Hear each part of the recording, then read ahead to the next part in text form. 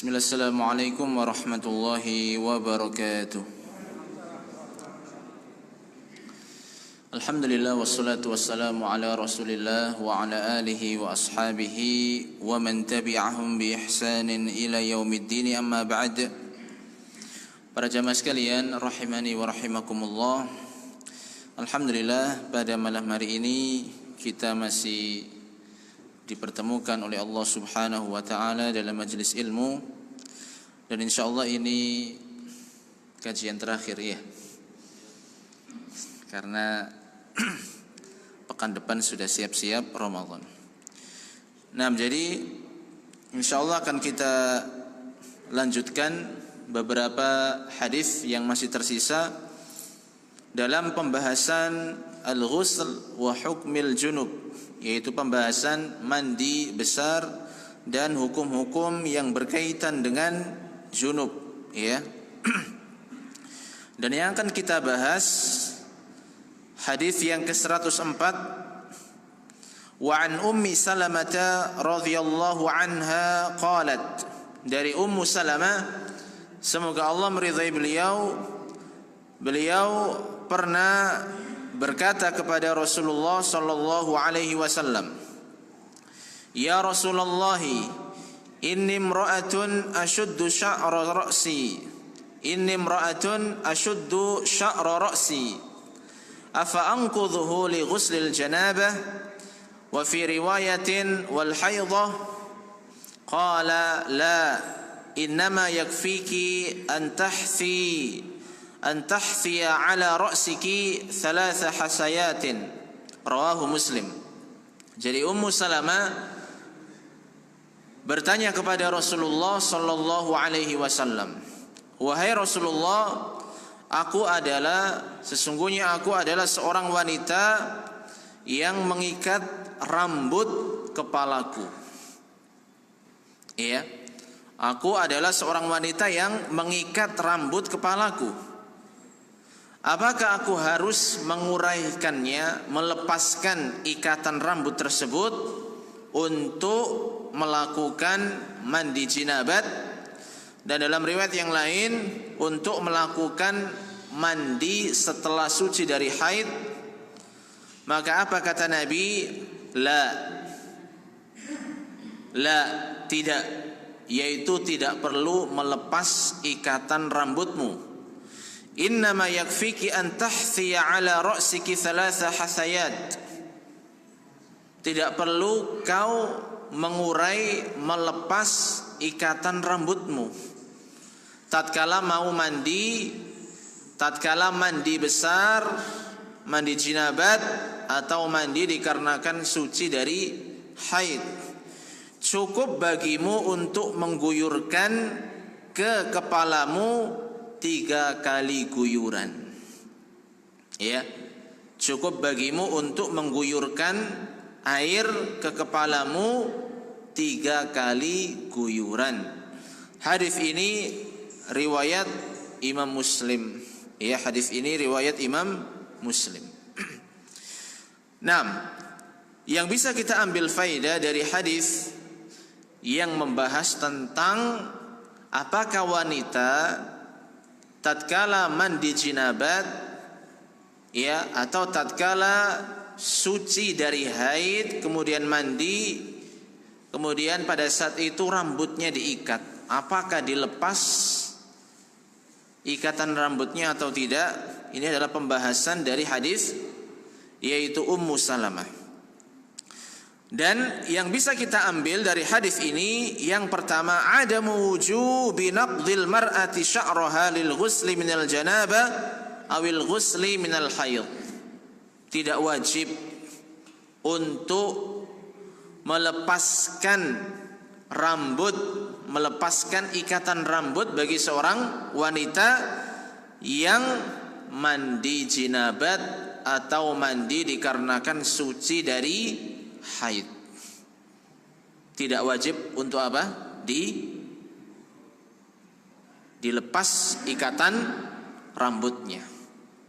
Pas rambutnya dikepang atau diikat gitu ya, itu tidak wajib untuk dilepaskan.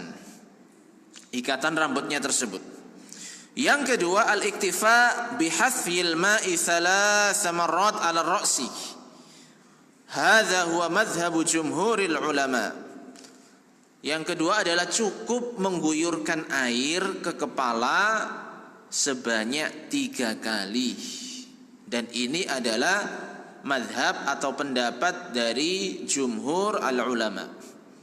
Mayoritas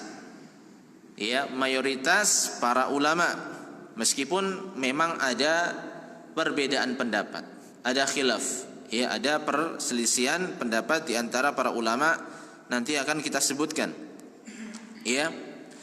Kemudian hadis ini juga menjelaskan bahwasannya seorang wanita itu mengikat rambutnya. Mengikat rambutnya, dan ini adalah perkara yang berkaitan dengan adah, kebiasaan manusia. Selama tali ikatannya, ketika mengikat rambut itu dia tidak menyelisihi syariat, maka tidak mengapa. Karena ini kembali kepada perkara-perkara adah, yaitu kebiasaan manusia.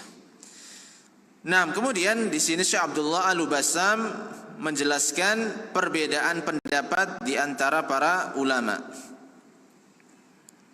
Yang mana perbedaan pendapat di antara para ulama ini lebih khusus pada seorang wanita ketika mandi besar setelah suci dari haid. Setelah suci dari haid, itu apakah melepas ikatan rambutnya atau tidak? Itu yang terjadi khilaf.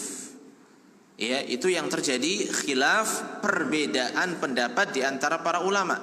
Adapun kalau mandi besar dikarenakan jinabat, itu para ulama sepakat bahwasanya melepaskannya itu tidak wajib. Kalau mandi besarnya dikarenakan apa? Jinabat, bukan karena suci dari haid.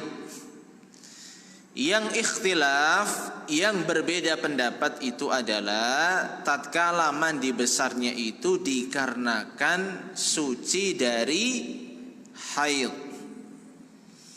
Pendapat yang pertama, pendapat Imam Ahmad. Beliau berpendapat wajib untuk melepas ikatan rambutnya. Wajib melepas ikatan rambutnya kalau seorang wanita mandi besar dikarenakan suci dari haid. Di sini di antara hujjah yang beliau pegang, atau dalam pendapat yang pertama ini di antara hujjahnya adalah qala Muhanna, berkata Muhanna, sa'altu Ahmad 'anil mar'ati tanqudhu sya'raha minal haid. Aku bertanya kepada Imam Ahmad tentang seorang wanita yang melepas rambutnya dikarenakan mandi besar karena suci dari haid. Apa kata Imam Ahmad? Beliau menjawab, na'am, dilepas. Dilepas. Faqultu lahu, maka aku bertanya kepada beliau lagi, kaifa tanqudhuhu minal haidhi wa la tanqudhuhu minal janabah? Bagaimana wanita tersebut melepaskan ikatan rambutnya pada saat mandi besar dikarenakan suci dari haid, dan tidak melepaskan ikatan rambutnya tatkala mandi besar dikarenakan jinabat. Kenapa kok berbeda ini? Faqala haddathat Asma'u 'anin Nabi sallallahu alaihi wasallam annahu qala tanqudhuhu. Imam Ahmad menjawab, berkata Asma dari Nabi sallallahu alaihi wasallam, sesungguhnya beliau pernah bersabda tanqudhuhu, bahwasanya wanita yang suci dari haid kemudian mandi besar itu melepaskan ikatan rambutnya.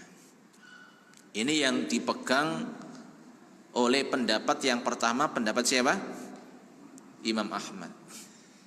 Wanita yang suci dari haid kemudian mandi besar, apakah dilepas ya ikatan rambutnya? Pendapat pertama, wajib dilepas. Ya, wajib dilepas.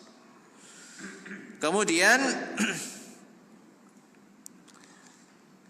argumentasi yang berikutnya juga, kenapa harus dilepas? Ya, kenapa harus dilepas? Dikarenakan ya li'anna asla wujubi naqdi sya'ri liyatayaqqan wusulu alma. Kenapa wajib dilepas? Karena dengan dilepas itu maka akan yakin air itu benar-benar sampai ke pangkal rambut. Ya, itu kalau dilepas ikatannya. Fa'ufiya anhu fi ghuslil janaba li'annahu yakthur wa yashukku dhalika bi khilafil haid. Ya. Jadi kenapa dilepas? Karena memang secara asal itu ketika dilepas seseorang akan yakin bahwasanya air itu sampai ke dalam pangkal rambut, menyentuh kulit. Ya. Kemudian kalau di dalam mandi jinabat itu dimaafkan. Makanya boleh tidak dilepas. Ya. Berbeda dengan haid. Adapun pendapat yang kedua, pendapat kebanyakan para ulama. Wa minhumul a'immatus tsalatsa. Dan di antara mereka adalah 3 imam mazhab selain Imam Ahmad. Imam Ahmad tadi pendapat yang pertama, wajib untuk dilepas. Adapun pendapat kebanyakan para ulama di antara mereka adalah 3 imam mazhab. Imam Abu Hanifah, Imam Syafi'i, Imam Malik. Itu ila annahu la yajib, bahwasanya pendapat kedua ini tidak wajib untuk melepas ikatan rambut. Ya, tidak wajib. Dalilnya apa? Dalilnya hadis yang kita baca tadi, hadis Ummu Salamah. Ya, hadis Ummu Salamah. Karena Nabi ketika ditanya mengatakan apa? Tidak perlu dilepas, cukup mengguyur 3 kali ke kepala. Ya, cukup mengguyur ke kepala sebanyak 3 kali. Ya, dan ini juga pendapatnya Syekh Abdul Aziz bin Baz, ya, dan juga pendapat Syekh Muhammad bin Ibrahim dan pendapat imam-imam yang lain. Tapi kalau kita kembalikan kepada asal permasalahan, memang di sini ada perbedaan di antara para ulama. Ya. Kemudian di sini ada tambahan dari penjelasan Syekh Albani. Syekh Albani mengatakan inna dzikrul haidha fil hadithi syadzun la yathbut. Kalau kita melihat redaksi hadis ini, yang bawa kitabnya bisa dibuka. Itu kan ada redaksi wa fi riwayatin wal haidhah. Dalam riwayat yang lain, mandi besarnya itu tidak hanya untuk jinabat, tapi ketika suci dari haid. Itu kan ada tambahan wa fi riwayatin al haidhah. Lah, menurut penjelasan dari Al-Imam Al-Albani, beliau mengatakan penyebutan haid dalam hadis tersebut itu syadz, menyelisihi yang lebih kuat. Artinya lemah. Lemah dan tidaklah sahih. Nah, ini bisa dijadikan argumentasi bagi pendapat yang pertama, yang mewajibkan untuk dilepas tali ikatnya. Tapi ala kullin, ya di sini ada perbedaan di antara para ulama. Ya, pendapat pertama tadi pendapatnya Imam Ahmad yang mewajibkan untuk dilepas. Pendapat yang kedua kebanyakan para ulama, aksarul au jumhur para ulama, di antaranya 3 imam mazhab. Ya, dan juga pendapatnya Syekh yaitu Abdul Aziz bin Baz dan pendapat imam yang lainnya. Nah, ya di sini jadi ada yaitu polemik, ya perbedaan pendapat di antara para ulama, dan ini yang yaitu termasuk ya perbedaan yang ijtihadiyah. Perbedaan yang ijtihadiyah. Masing-masing para ulama ya yaitu menguatkan pendapatnya. Ya, fadhal antum milih yang mana? Selama ini milih yang mana? Bagi istri-istri antum. Ya. Pendapat yang pertama atau pendapat yang kedua? Nah, kemudian hadis yang berikutnya. Hadis Aisyah. Wa an Aisyah radhiyallahu anha qalat, qala Rasulullah sallallahu alaihi wasallam, inni la uhillul masjida li haidin wala junubin. Dari Aisyah, semoga Allah meridhai beliau pernah berkata bahwasanya Rasulullah sallallahu alaihi wasallam bersabda, sesungguhnya aku tidak menghalalkan masjid bagi wanita yang haid dan bagi orang yang junub. Aku tidak menghalalkan masjid bagi wanita yang haid dan orang yang junub. Rawahu Abu Dawud wa sahhahahu Ibnu Khuzaimah. Hadis ini riwayat Imam Abu Dawud dan disahihkan oleh Imam Ibnu Khuzaimah. Kalau penulis kitab ini ya Tawdhihul Ahkam Syekh Abdullah Al-Bassam, beliau ya menjelaskan bahwa derajat hadis ini adalah hasan. Derajat hadis ini adalah hasan. Namun ulama yang lain itu menjelaskan bahwasanya hadisnya dhaif. Hadisnya apa? Dhaif.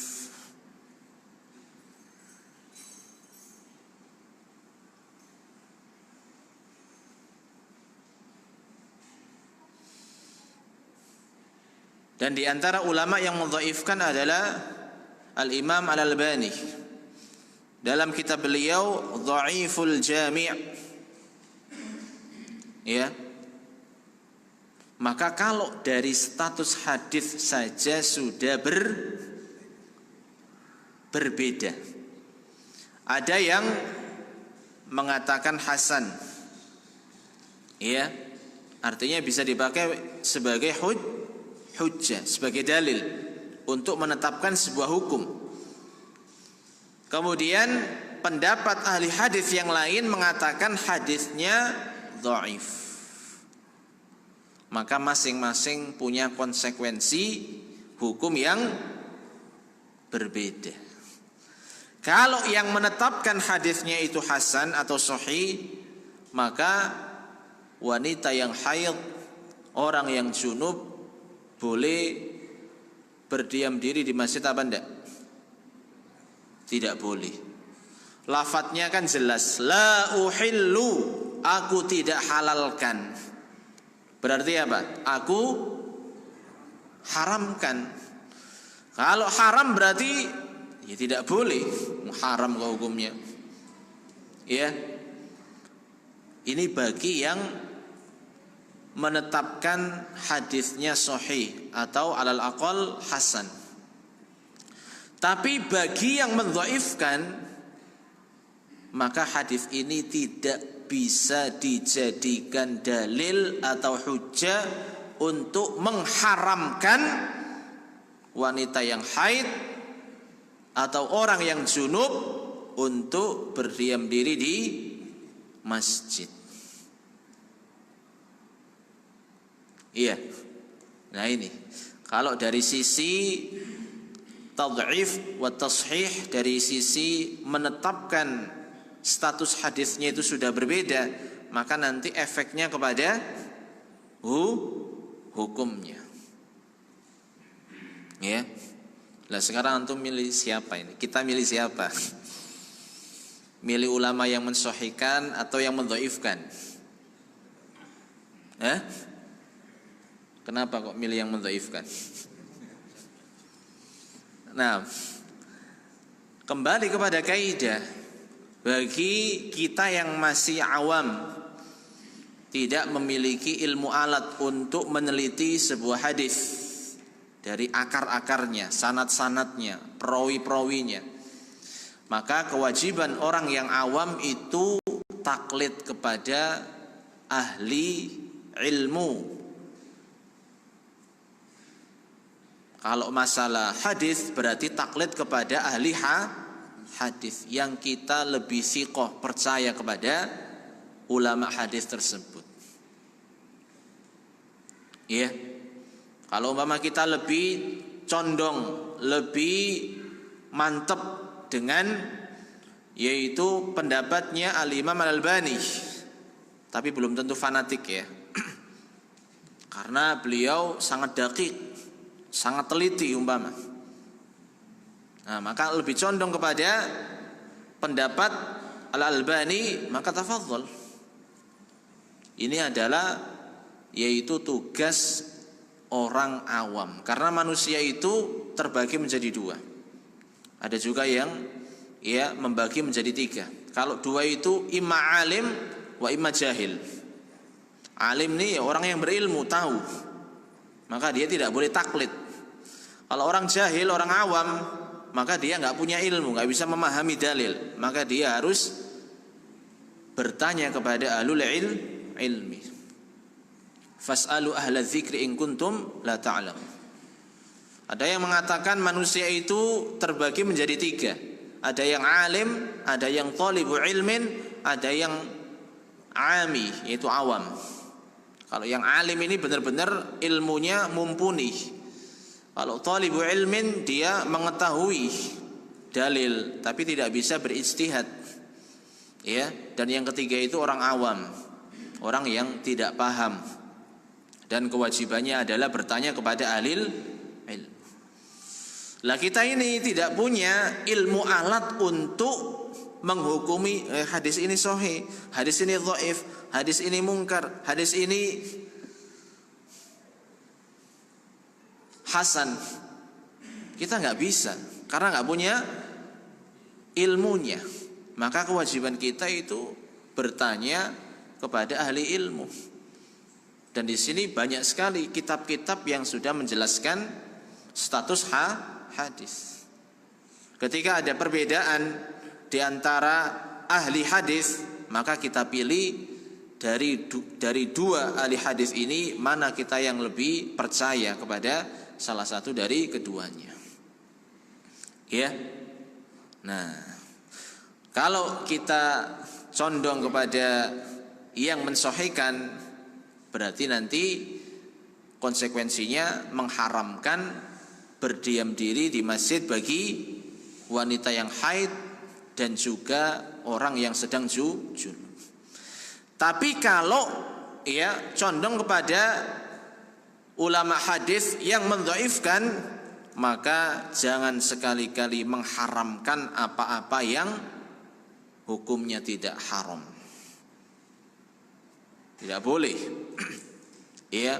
Untuk menghukumi halal, untuk menghukumi haram, untuk menghukumi mustahab, untuk menghukumi mubah, itu semuanya harus pakai dalil, dan dalilnya harus sahih.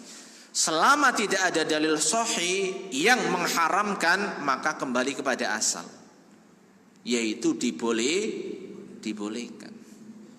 Makanya di sini ya pendapat yang mengatakan bahwasanya hadis ini dhaif sehingga dikembalikan kepada hukum asal, yaitu tidak ada larangan. Artinya orang yang junub atau wanita yang haid, ya khususnya wanita yang haid, selama dia itu bisa menjaga ya darahnya agar tidak mengotori masjid, maka boleh bagi yang mendhaifkan hadis tersebut. Bisa dipahami ya? Nah, ini akar permasalahannya ya, dari yaitu status hadis merembet kepada atau berefek kepada hukum dari permasalahan tersebut ya.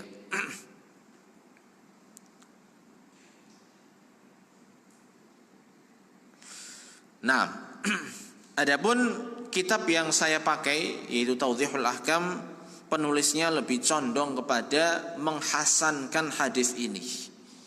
Menghasankan hadis ini. Makanya faedah yang pertama yang beliau tulis adalah tahrimul mukthi fil masjid lil haid wa mithluhan nufasa sawa'un khasya minha talwithahu aw la. Haram bagi wanita yang haid untuk berdiam diri di masjid, tinggal di masjid, itu haram. Tidak boleh. Demikian pula wanita yang sedang nifas. Ya, baik dia itu khawatir nanti darahnya itu mengotori atau enggak khawatir. Ya, dia jaga, tetap hukumnya haram. Karena penulis kitab ini menghasankan hadisnya. Yang kedua, tahrimu labsil junub fil masjid.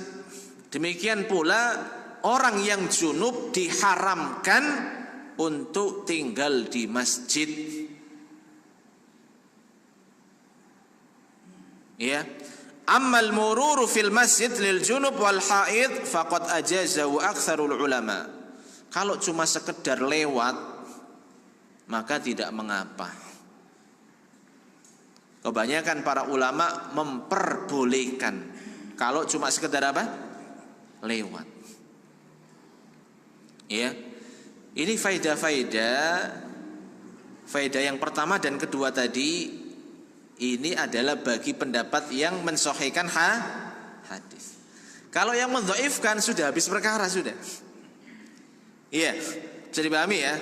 Kalau yang mendhaifkan hadis ini, hadis Aisyah, maka habis perkara sudah. Boleh, wong tidak ada dalil yang mengharamkan.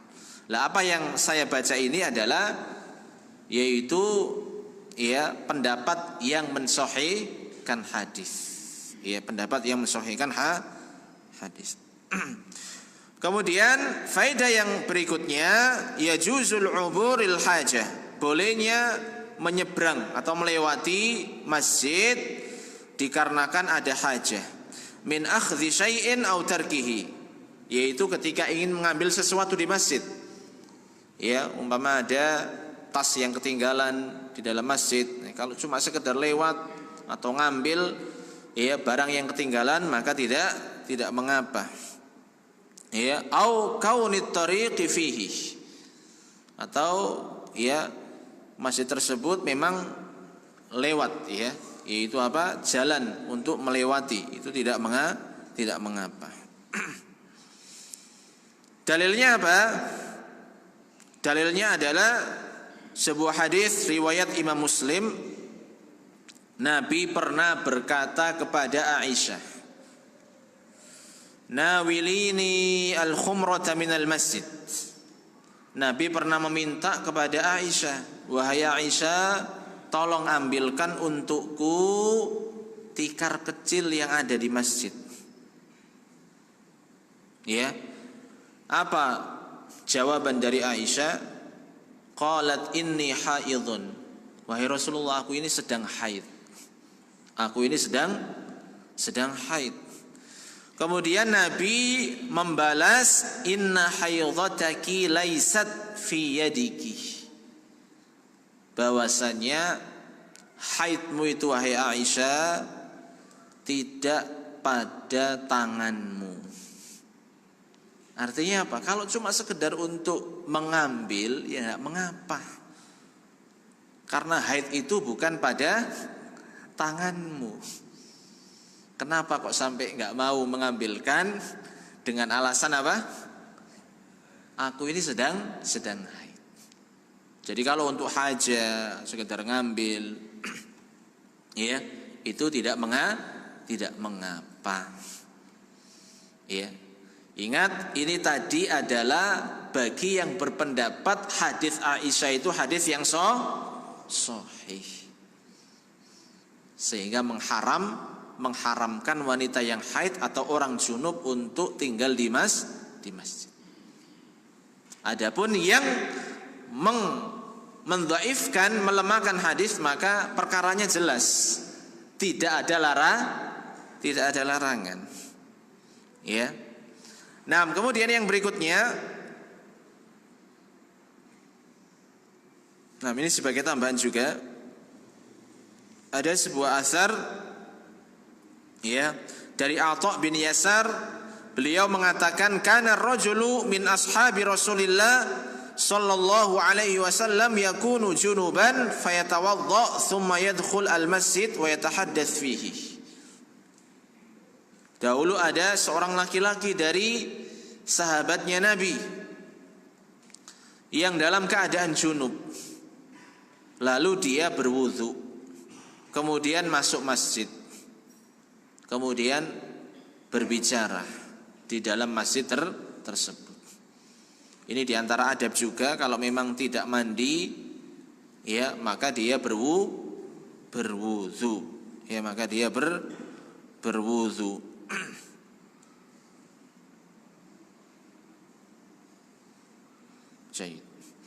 Nah, kita lanjutkan. Ya, kita lanjutkan hadis yang berikutnya. Biar selesai ya, biar selesai. Hadis yang berikutnya adalah hadis Aisyah. Wa an Aisyah radhiyallahu anha qalat, dari Aisyah semoga Allah meridhai beliau pernah menceritakan, kuntu aghtasilu ana wa Rasulullah min ina'in wahid. Dahulu aku mandi besar, maksudnya ya mandi besar. Aku mandi besar bersama Rasulullah min ina'in wahid, dari satu bejana. Ya, Aisyah dahulu pernah mandi, ya mandi besar bersama Rasulullah min ina'in wahid, yang mana di situ ada satu bejana isinya air, dan itu dipakai untuk mandi. Takhtalifu aidina fihi minal janabah, yang mana tangan kita bergantian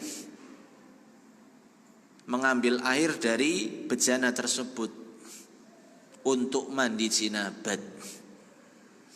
Muttafaqun alaihi, hadis riwayat Imam Bukhari dan Muslim. Wa zada Ibnu Hibban wa taltaqi aidina, dan tangan-tangan kami bertemu. Ya, dalam tambahan dari Imam Ibnu Hibban, dan tangan-tangan kami bertemu ketika ngambil air di bejana tersebut. Itu tangannya Aisyah dan tangannya Nabi bertemu dalam wadah tersebut. Apa yang kita bisa ambil dari hadis ini? Wujubul ightisal minal janabah 'ala ar-rajuli wal mar'ah. Wajib mandi besar. Ya, wajib mandi besar dikarenakan jinabat, ya, bagi seorang laki-laki dan juga seorang wanita. Kalau dalam keadaan junub, maka wajib mandi besar dikarenakan jinabat. Nah, kemudian yang kedua, anna ightisalal mar'ati war-rajuli min ina'in wahid la yu'athir fi taharatil ma'i bil ijma'. Sesungguhnya mandinya seorang wanita dan laki-laki dari satu bejana itu tidak mempengaruhi kesucian air. Tadi yang mandi siapa? Aisyah dan Rasulullah. Air yang diambil dari satu bejana atau berbeda bejananya? Satu bejana. Dan itu tangannya masuk. Iya.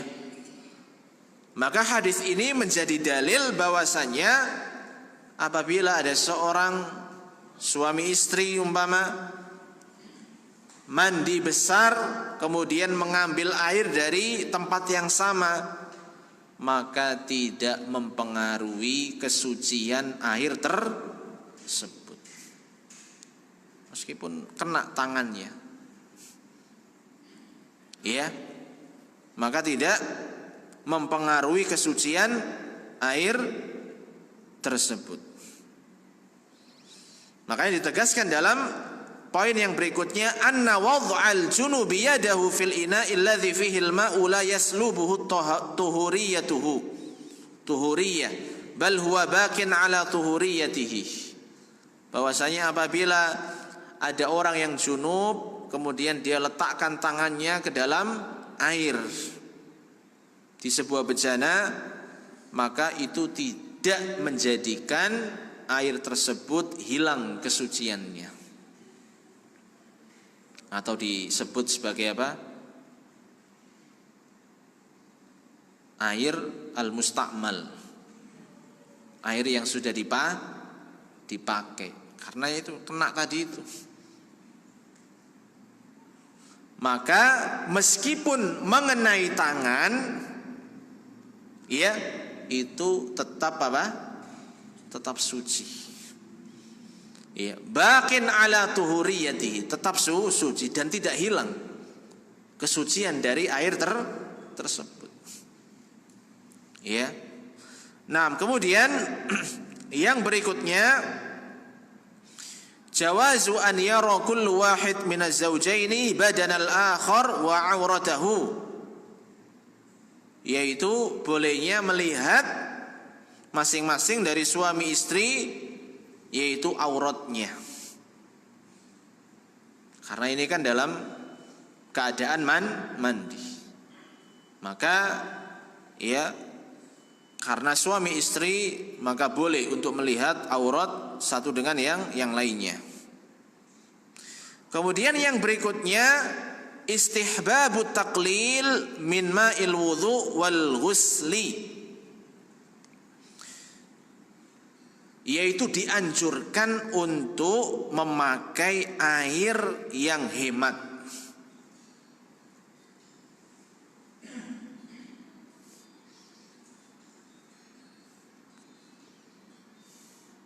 HP-nya siapa? Mohon maaf.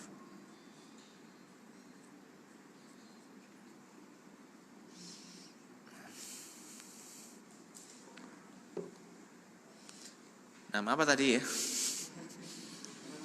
Istihbabu taqlil min ma'il wudhu wal ghusli, dianjurkan untuk menghemat air tatkala berwudhu dan tatkala mandi besar.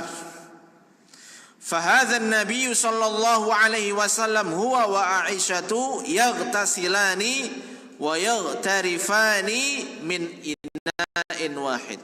Coba kita lihat, Nabi dengan Aisyah itu mandi besar dari satu bejana.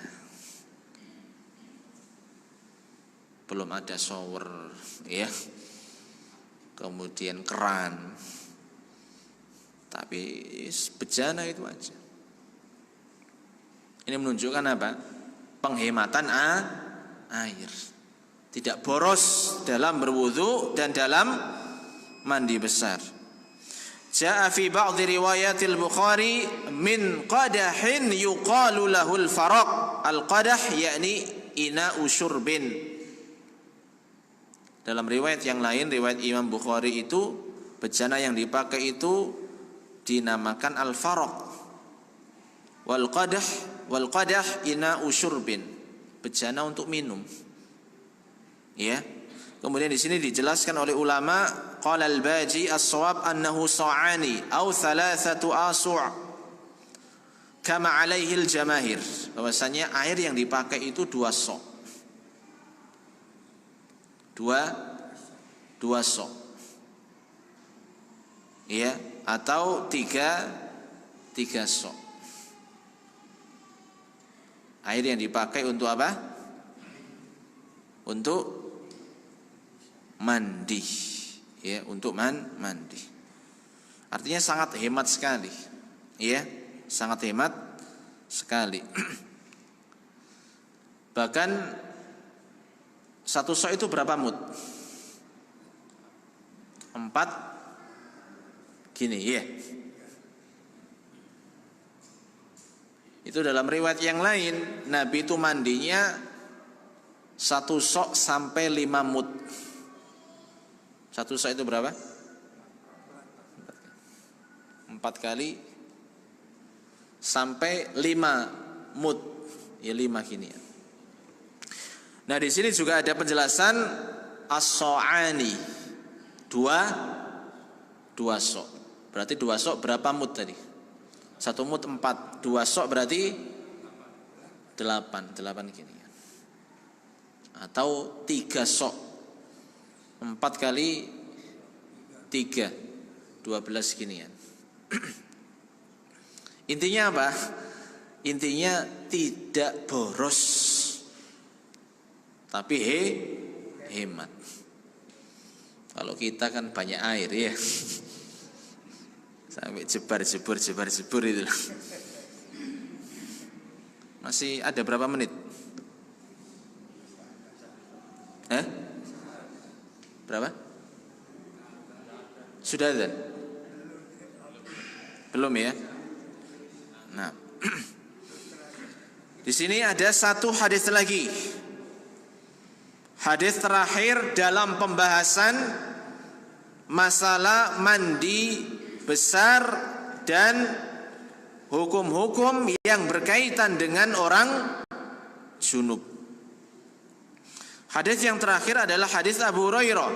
Wa an Abi Hurairah radhiyallahu anhu qala, dari sahabat Abu Hurairah, semoga Allah meridai beliau pernah berkata, qala Rasulullah sallallahu alaihi wasallam, bersabda Rasulullah sallallahu alaihi wasallam, inna tahta kulli sya'ratin janabatan, sesungguhnya di bawah setiap rambut itu ada janabah.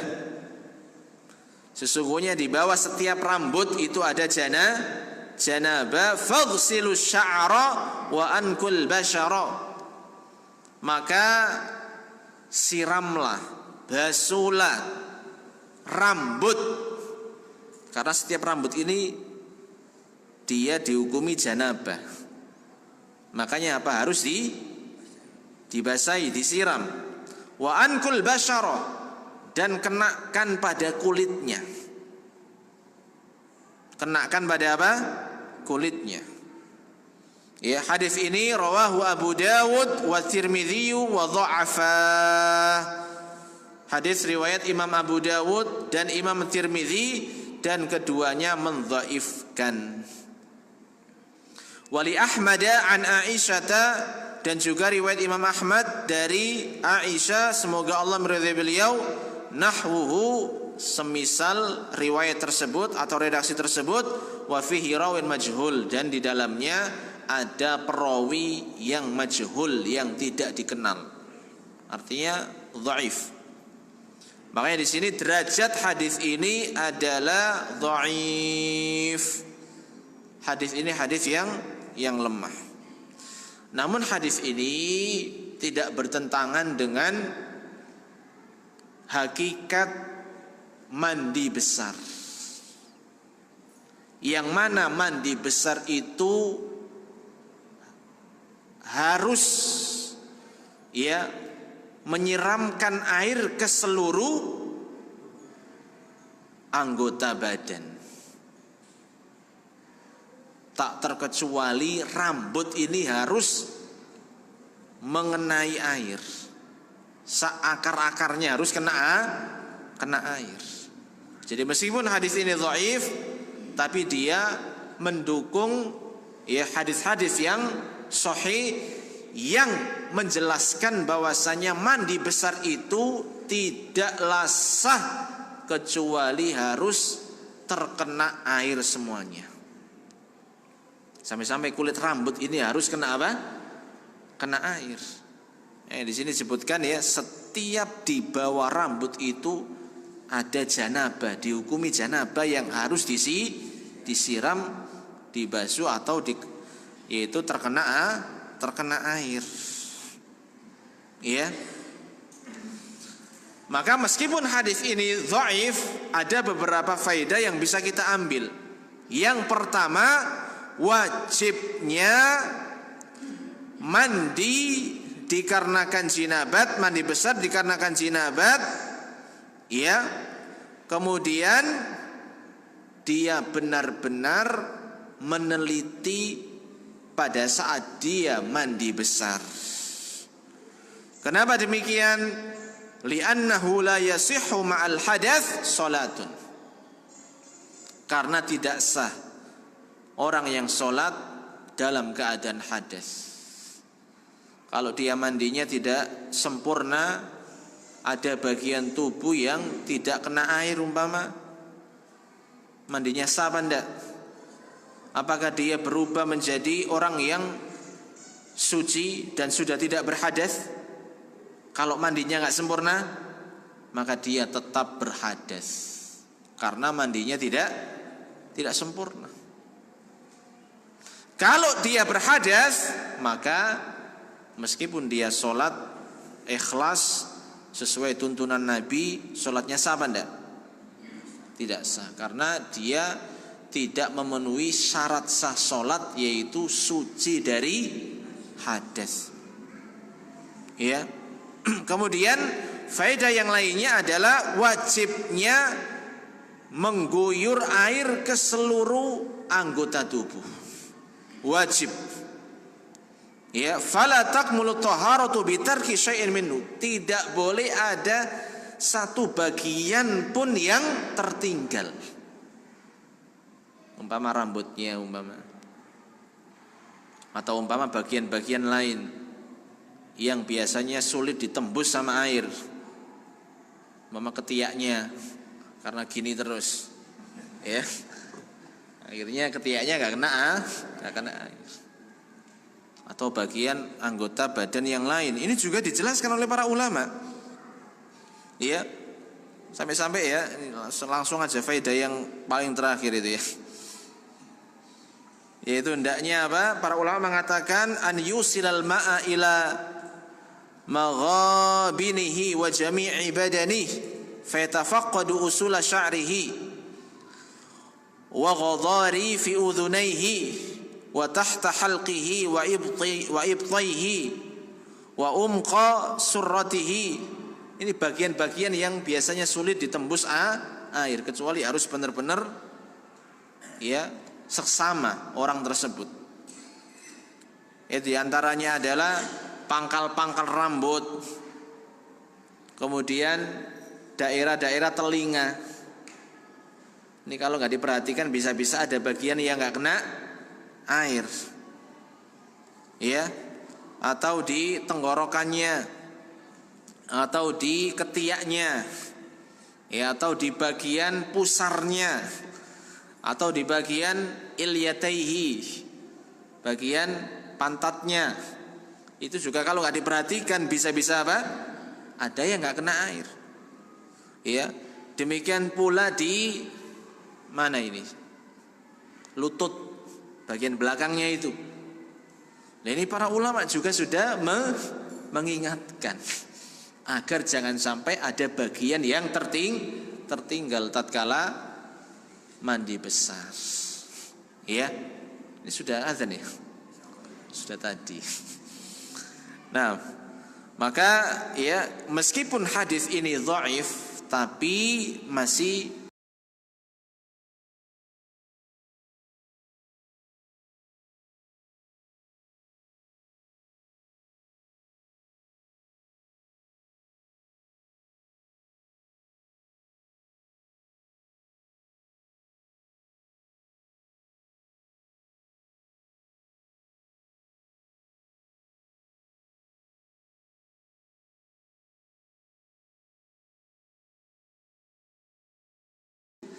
bisa memberikan faedah-faedah khususnya tentang benar-benar teliti dalam yaitu mandi besar, agar jangan sampai ada bagian yang tertinggal yang tidak terkenai air, ya, yang tidak terkenai air. Nah, ini diantara yang bisa kita kaji pada kesempatan malam hari ini. Ya, mudah-mudahan yang singkat ini bisa menambah ilmu kita, ya, dan mudah-mudahan nanti bisa kita lanjutkan setelah apa? Setelah Syawal, ya, setelah Idul Fitri. Nah, dan kita akan masuk pada pembahasan tayammum. Ya, pembahasan tayammum ini yang bisa kita bahas. Apabila ada penjelasan atau perkataan yang kurang berkenan, saya mohon maaf yang sebesar-besarnya. Mudah-mudahan Allah senantiasa memberikan taufik kepada kita, keistiqomahan kepada kita dalam menuntut ilmu dan dalam mengamalkan ilmu yang telah kita pelajari, sehingga menjadi ilmu yang berkah